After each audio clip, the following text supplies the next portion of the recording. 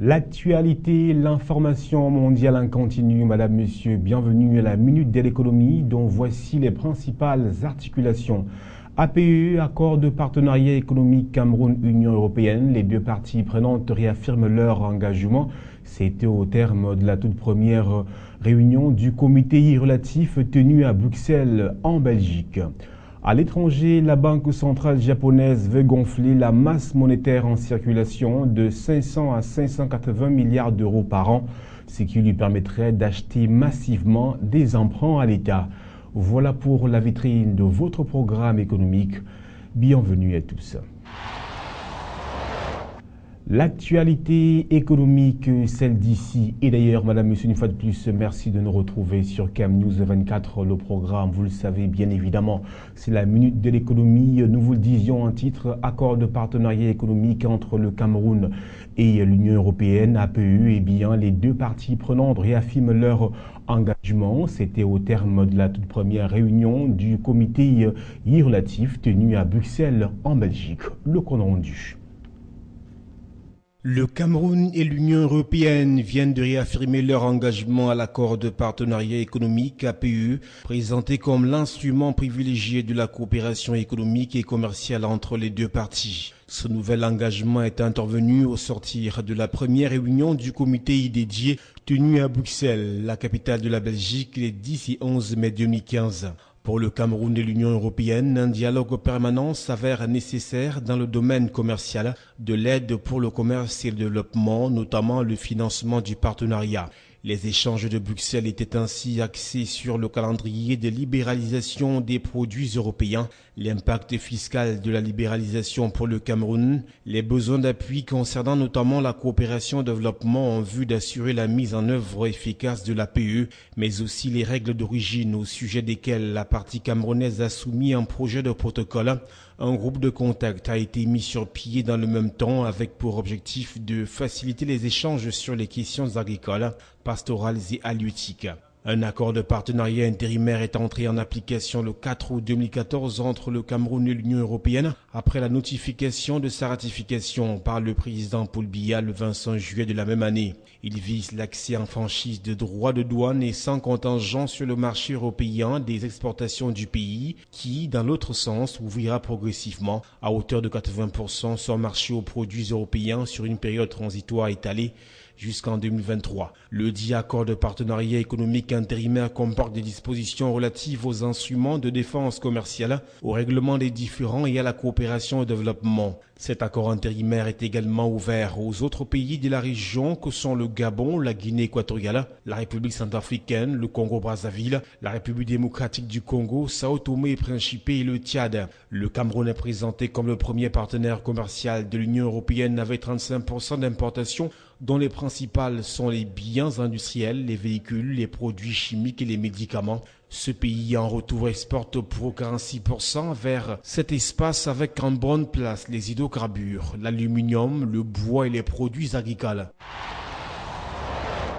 Parlons de toute autre chose à présent. Parlons d'argent, parlons de recettes fiscales pour être précis. C'est pour noter que les recettes fiscales au Cameroun ont atteint la barre de 570 milliards de francs CFA au terme du premier trimestre 2015, soit une augmentation de 45 milliards de francs CFA par rapport aux prévisions, d'après la Direction générale des impôts au terme d'une réunion de coordination de l'administration fiscale tenue vendredi dernier à Bamenda, dans la région du nord-ouest du Cameroun. Cette performance, selon la Direction générale des impôts, est liée à un ensemble de réformes implémentées depuis bientôt un an au sein de cette administration, entre autres la création et la multiplication des centres des impôts des moyennes entreprises pour le suivi des PME, petites et moyennes entreprises qui représentent 95% des entreprises du pays. Par ailleurs, le paiement de la taxe foncière via le mobile et des allègements fiscaux pour les entreprises de moins de 2 ans ont dopé des recettes sur un budget de 3 476,6 milliards de francs CFA en 2013. Le Cameroun s'attend à collecter plus de 2000 milliards de francs CFA uniquement à travers des recettes fiscalo-douanières. L'activité économique nationale se diversifie. Restons dans ce même sillage, dans ce même prolongement pour parler du port autonome de Douala, notamment de l'activité qui est de plus en plus réglementée dans ce secteur avec 8 nouveaux tracteurs portuaires destinés à l'amélioration des capacités de manutention et de maintenance dans cet espace portuaire qui ont été réceptionnés par la Douala International Terminal DIT samedi dernier. Les engins nouvellement acquis, en l'occurrence des tracteurs portuaires de dernière génération et une nacelle de travaux, viennent renforcer le parc de matériel et améliorer la qualité des prestations de DIT, le concessionnaire du terminal à conteneurs du port de Douala.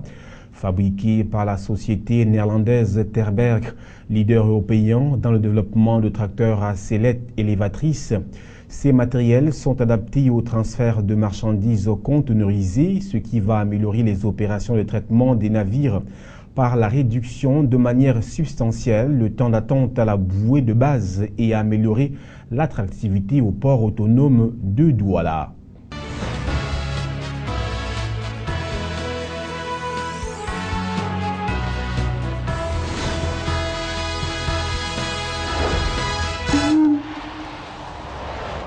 L'actualité économique au-delà des frontières camerounaises, direction l'Asie, atterrissage au Japon où la Banque centrale veut gonfler sa masse monétaire en circulation de 500 à 580 milliards de francs CFA par an, ce qui va permettre à la banque justement d'acheter plus facilement des emprunts à l'État.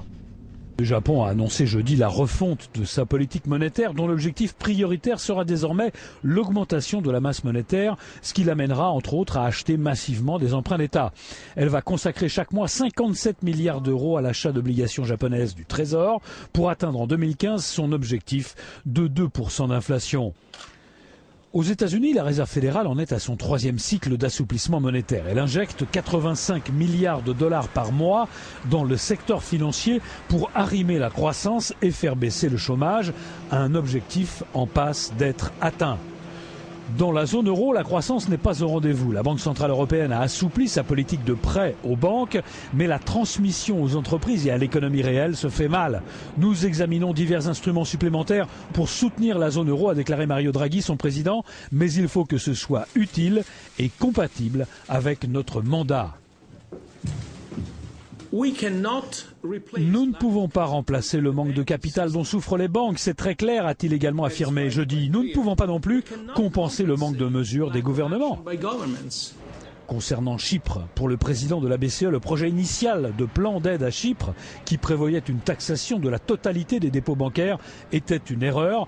Rassurant, Mario Draghi a ajouté que le plan d'aide à Chypre ne servira pas de modèle. Jeudi à Francfort, la BCE a décidé de ne pas toucher à ses taux d'intérêt directeurs. Hausse de la demande d'aide à l'allocation chômage aux États-Unis. La situation se complexifie, elle se densifie même. Il s'agit pour nous ici de comprendre les enjeux de cette situation avec bien évidemment le concours de notre réalisateur Yves-Anselme Tadjuvo. Nous y voilà. Le marché de l'emploi aux États-Unis n'affiche peut-être pas une tendance aussi positive que les chiffres du mois de février veulent bien le montrer. Selon le département américain du travail, les demandes hebdomadaires d'indemnité chômage ont augmenté de 28 000 pour atteindre 385 000. C'est la 3e semaine consécutive de hausse des demandes d'allocation chômage qui atteignent ainsi leur niveau le plus élevé depuis novembre dernier.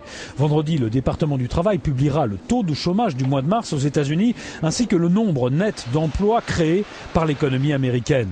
En février, l'économie affichait 236 000 créations nettes. Les économistes attendent en moyenne pour le mois de mars 195 000 créations de postes, selon l'enquête de l'agence Bloomberg. Voilà, place à présent au chiffre du jour. Il est de 570 milliards de francs CFA et ce chiffre symbolise les recettes fiscales au premier trimestre 2015 au Cameroun.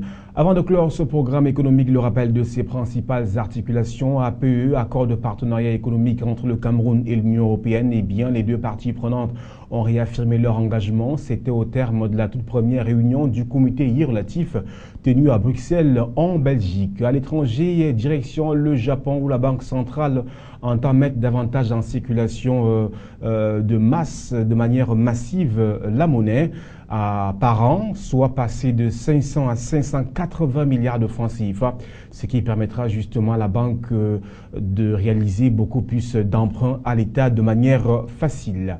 Merci à Yves Ansem Tadufo, merci à toutes les équipes techniques réunies autour de Romy la chaîne, merci à toutes les équipes rédactionnelles également, et bien évidemment un grand merci à vous qui nous regardez chez vous. Au revoir.